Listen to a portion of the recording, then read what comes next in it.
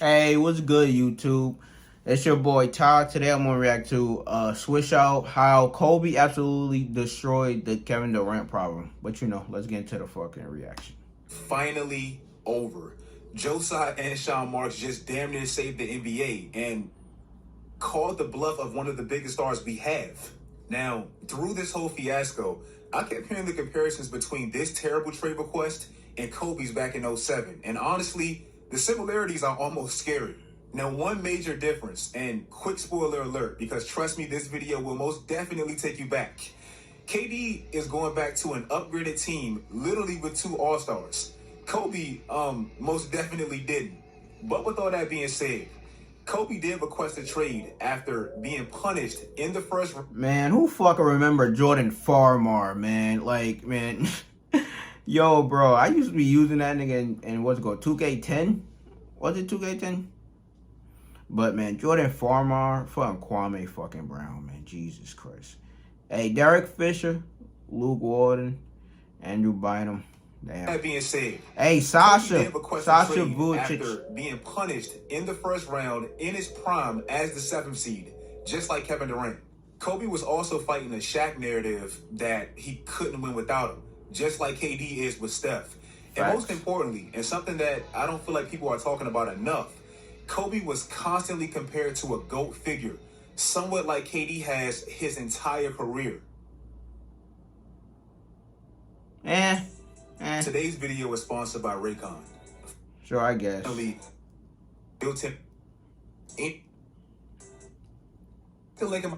Hey, get that bag, Swishout. Get that bag. I'll tell you this, no way in the world organization could explain trading away Kobe Bryant and Shaquille O'Neal.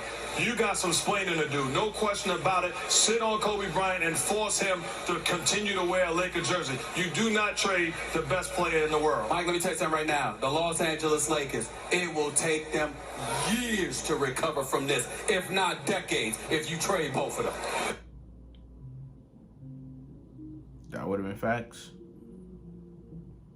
It's crazy how history tends to repeat itself in different forms. Right now, Kevin Durant is the undisputed villain of the NBA. 15 years ago, that was Kobe. Now, Kobe was never trying to escape a championship roster like I felt KD just was.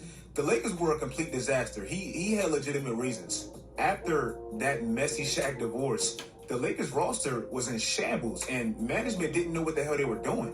And old Karl Malone retired after that extremely messy year with the Lakers for a multitude of reasons. Gary Payton and Rick Fox were traded for Chris Mim, Jermaine Jones, and Chucky Atkins. And of course, Shaq.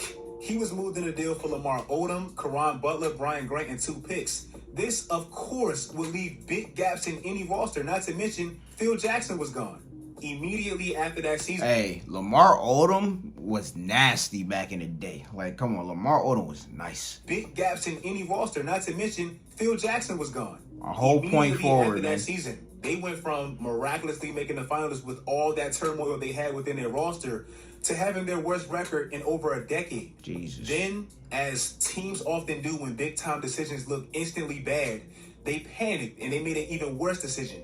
Desperate to replace Shaq with anything. Mind you, this was still kind of a big-driven league.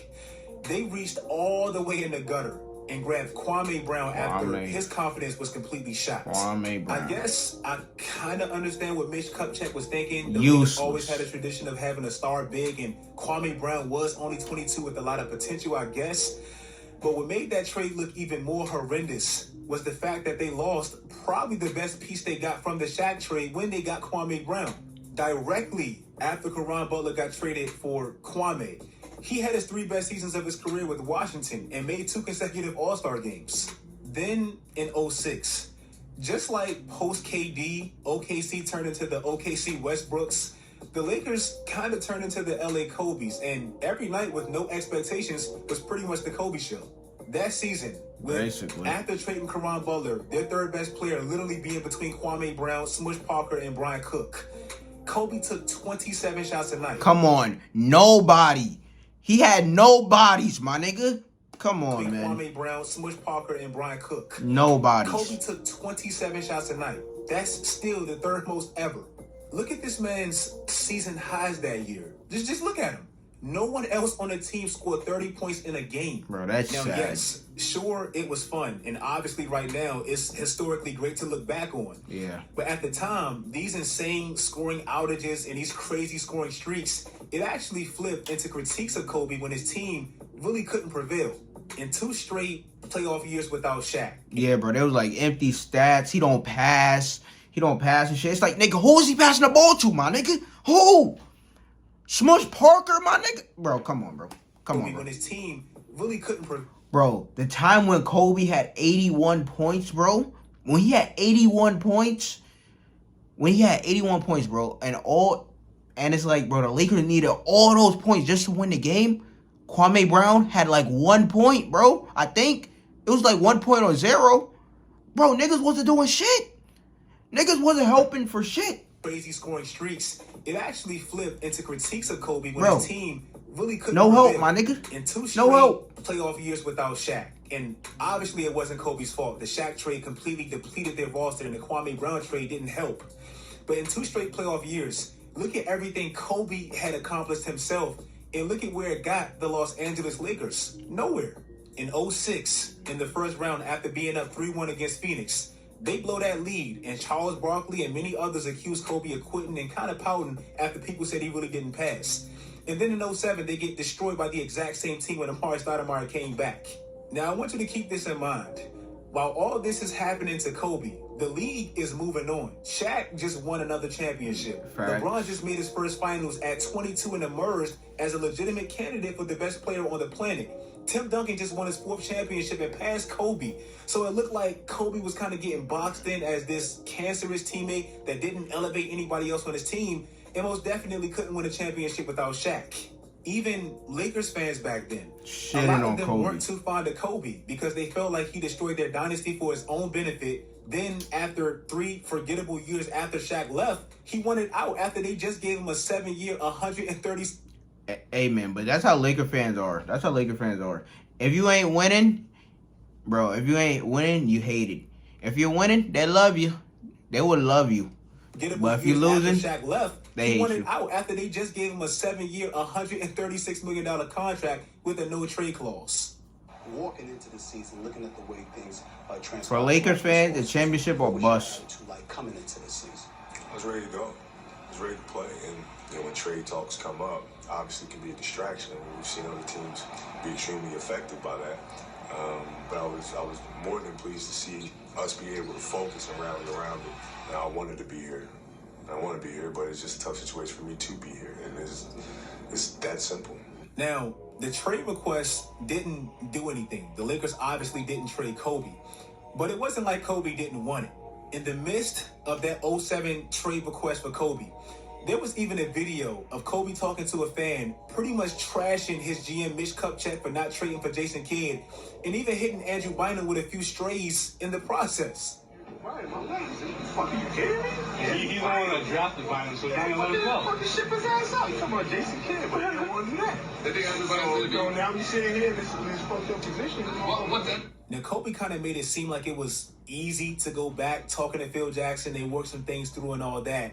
But it couldn't have been easy. Like, he had to swallow a lot of pride. In the first game, the season opener of the new season, playing in front of your home crowd in LA, Kobe was booed. He was literally booed by his own fans. You take a look at our opening lineups tonight. Of course, Doug, the big story here, Kobe Bryant, who was booed when he was announced to the crowd moments ago. 25 points that game. Now, it wasn't like Kobe came back because things got better. They didn't make life-changing moves that offseason. They didn't have a Kyrie. They didn't have a Ben Simmons. Kobe came back to this. Nobody in their right mind would have thought the Lakers would make the finals. Bro, Look at the Ronnie Tariff, whatever, bro. Oh my God, bro. Bro, let me know in the comments if y'all remember this fucking team, bro. To this. Nobody in their right mind would have thought the Lakers would make the finals. Look at the preseason odds. They had them as the 16th team to win it, literally with the bottom half of the league. The Lakers season starts exactly how you would expect with that roster. They're 9-8, 1 game above 500 after 17 games. But then the player that Kobe wanted gone, he starts to develop, and he actually becomes a huge piece in the next chapter of Kobe's career. Andrew Bynum started that season playing much better on both sides, and his improvement significantly helped the Lakers. But then he dislocated his knee in January, and he never came back. Now, prior to him leaving, Andrew Bynum was averaging a double-double with 2 blocks at 20 years old. The Lakers were the 3rd seed, something that nobody's seen. Kobe was trusting his teammates much more than he ever did, only averaging 26 points with nearly 4 teammates averaging double figures. That Andrew Bynum injury has to be one of the most bittersweet injuries of all time. It definitely hurt them that season, specifically in the finals against Boston. But it's also what edged them to go get Pau Gasol, which at the time seemed like a highway robbery. They got off of Kwame Brown for Pau Gasol. Yeah. Immediately after getting Pau Gasol, the Lakers finished their season 22-5, got the #1 seed, swept the Nuggets, beat Utah in the second round in just 6 games, and destroyed the defending champion Spurs in the Western Conference Finals in a gentleman's sweep. Now, I want people to truly understand how great that run was. The Lakers made the finals in a Western Conference where literally every team that made the playoffs won 50 games. Bro, once Kobe got Pau, it was a wrap, nigga. It was a wrap. Playing without Andrew Bynum that postseason, newly acquired Trevor Ariza that definitely could have helped, and Pau Gasol, who literally played a third of the season, only 27 games, and they made the finals. That roster wasn't stacked. Like, they started Vladimir Radmanovic, who probably couldn't guard me. Now, remember that's crazy. when I said Kobe was the villain of the league? Bro, I did not exaggerate. Like, you can really see how much a person is hated with how they're treated when they're down. And, bro, they kicked the hell out of this man. After just winning his first MVP and dragging that team to the finals, they didn't care. Shaq obviously made this rap. Bro, now people like Kobe. But, bro, back in the day, niggas used to hate Kobe. They used to be like, bro, Kobe don't pass. He's a nut. All he do is shoot, bro. Like, come on, man. Like, come on. Winning his first MVP and dragging that team to the finals. Kobe was like the villain of the Shaq fucking league, my made nigga. This rap. Bleacher Report Hated on them bro, and shit. I don't know what Kobe did to them back then. I don't know if he didn't invest in them or he didn't believe. I don't know what it was. They couldn't stand Kobe back then. Every single bad article I found about Kobe at that time, it was literally by them. After Kobe lost that finals, a Bleacher Report writer wrote a detailed article explaining why Kobe should have never won that MVP. And reading it 15, 14 years later, it felt personal. I ain't gonna lie. They didn't just stop there. Like, George Castillo, I'm gonna call this writer out by name because his definitely sounded personal. He wrote an article explaining everything the 08 finals proved. And this is just some of the stuff he said, and I quote, "There's only one Mike. Just to clarify, Kobe Bryant is not on MJ's level, and he will never be. He may resemble MJ's size, leaping ability, and jumper, but I don't remember him bitching like someone canceled a teenage girl's that's cell phone crazy. bill. Kobe motivates his teammates by bashing and bitching at them. Phil Jackson can't work the magic with Kobe like he did with MJ. He went on to say something about that. Like I said, George Castillo, this just felt personal. I ain't gonna lie to you. Then in 09, you know how Michael Jordan lost? Yeah, bro. Kobe probably denied a fucking interview from this man or some shit, bro. So he in his Still feelings. personal. I ain't gonna lie to you. Then in 09, you know how Michael Jordan lost in 94, 95 to the Magic after retiring and coming back, and he came back that following season and won 72 games, and they had the greatest season of all time and all that? Yep. This kind of felt like that year for Kobe. The Lakers came back fully healthy with Andrew Bynum and Pau Gasol there now, something that we didn't see the year prior. And they won 17 out of their first 19 games. 65 games total, which was their third best ever. And Kobe won his first championship without Shaq. Revenge tour, During crazy. that finals run, and I think it's vastly underrated, and people don't talk about this enough. Kobe had to play Shane Battier and Ron Artest, two of the best wing defenders in the league. It took him 7 games to beat them, but he beat them. Then he had to play in the Western Conference Finals against Carmelo. And bro, that's tough, bro. If niggas don't know, Ron Artest and Shane Battier defensively, bro, they be moving their feet like bro, they were nasty defensively, bro. Nasty. Kobe had to play Shane Battier and Ron Artest, two of the best wing defenders in the league. It took him 7 games to beat them, but he beat them. Then he had to play in the Western Conference Finals against Carmelo, and he literally had his greatest series of his career to make his second straight finals. To me, that was equivalent to what LeBron did in 2012 against Boston. Remember, Kobe at that time was ringless without Shaq. LeBron at that time was crazy. ringless, period. Kobe had just lost in the finals against Boston. LeBron had just lost in the finals against Dallas. Like, it was a lot weighing on that Western Conference Finals, and Kobe had his best series of his career. Then, in the finals, he played the best defensive team in the league and the best three-point shooting team in the league. That team was way ahead of its time. In today's era, that's a recipe for a championship. That's the facts. Lakers, led by Kobe, made that look easier than it was. Hey, Hito Turkoglu. Hey, man, he was nice. The Lakers, led by Kobe, made that look easier than it was winning his 4th championship. Then he followed that up by going back-to-back for the first time since he did it 8 years prior, winning the West with the first seed for the 3rd consecutive year, and most importantly, defeating every bad narrative written about him. Yeah, George Castillo, yeah. We know what Yeah, George Castillo. What about individually for you? He's got one more than Shaq. Hey, revenge tour. Talk his shit. So you can take that to the bank.